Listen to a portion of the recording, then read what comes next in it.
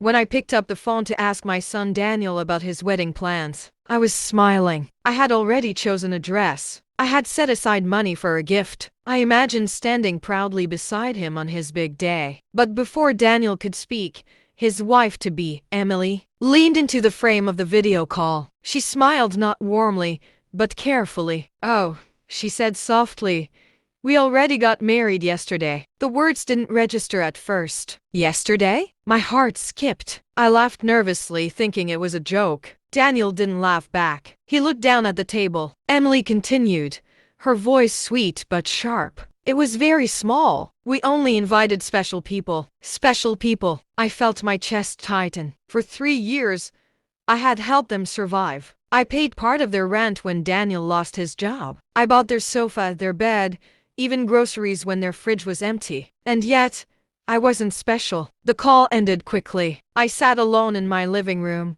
phone still in my hand, staring at a future I was suddenly not part of. That night, I didn't cry. I felt something colder than tears. Silence. A day later, the truth found me through social media. There they were, Daniel and Emily, dressed in white, smiling under fairy lights. Her parents stood proudly beside them. Friends raised glasses of champagne. I scrolled slowly, each photo heavier than the last. I noticed details no one else would. The flowers ones I had helped pay for. Emily's dress the same boutique I had loaned her money for. The venue intimate, beautiful, and carefully hidden from me. I wasn't just excluded. I was erased. I closed the app and sat in silence. No angry messages, no dramatic phone calls. I didn't ask for explanations. Instead, I made a decision. I stopped sending money. No announcement, no warning, just silence. 7 days passed without a single word from them. No calls, no messages, not even a polite "how are you?" At first,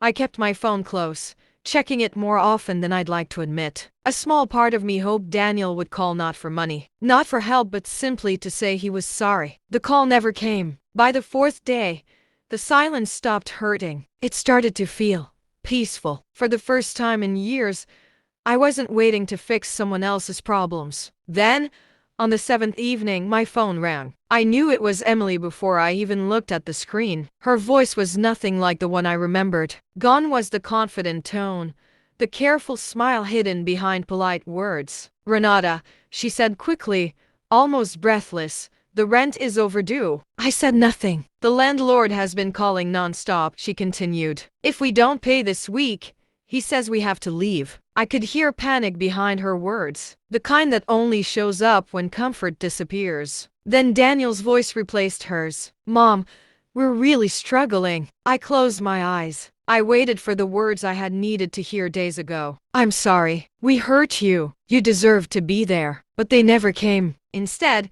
Daniel added quietly, "We thought you'd understand." That was when something inside me finally settled. "I do understand," I replied, my voice steady. "I understand exactly where I stand." Emily tried again, softer this time. "We didn't mean to exclude you. It was just complicated." I took a slow breath. "For years," I said calmly, "I paid your rent. I filled your fridge. I showed up without being asked. When I needed honesty, I got silence." The line went quiet. "I can't help anymore," I continued. "Not because I don't care, but because I care about myself now." Emily began to cry. Daniel didn't say a word. "I wish you well," I said gently, "but this is where it ends." I hung up before they could respond. My hands were shaking, but my heart felt lighter. For the first time, I chose dignity over guilt, and I didn't regret it. Daniel came alone the following weekend. No phone call beforehand, no warning, just a soft knock on my door that sounded more like hesitation than confidence. When I opened it,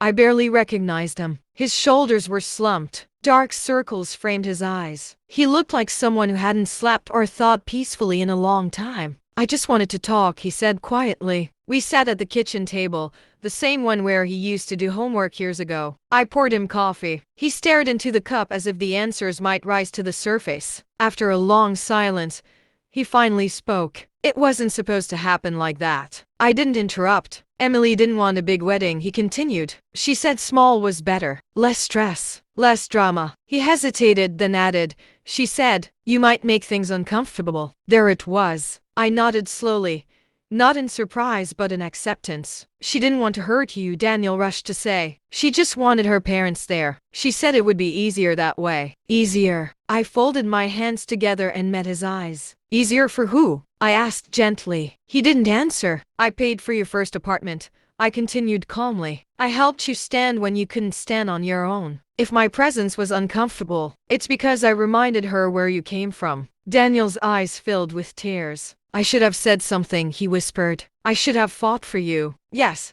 I replied softly. You should have. The words weren't angry. They were honest. I'm not asking you to choose sides, I went on. But choices have consequences. When you stayed silent, you chose distance. He wiped his face. I didn't realize what it would cost. I stood up and placed my cup in the sink. You didn't lose my love, I said, but you lost my automatic sacrifice. He looked up, confused. I will always be your mother, I continued, but I won't shrink myself to make someone else comfortable. We sat there quietly after that. When Daniel finally left, he hugged me longer than usual, and for the first time, I understood something clearly. Truth doesn't always repair relationships, but it does set boundaries. Life didn't collapse overnight for Daniel and Emily. It rarely does. Instead, it unraveled quietly, one inconvenience at a time. The first thing to go was comfort. The apartment they once laughed in became too expensive without my help. They moved into a smaller place on the edge of town, far from the cafes and friends Emily loved. Then came the arguments. Not loud ones, not dramatic scenes, just tired voices late at night,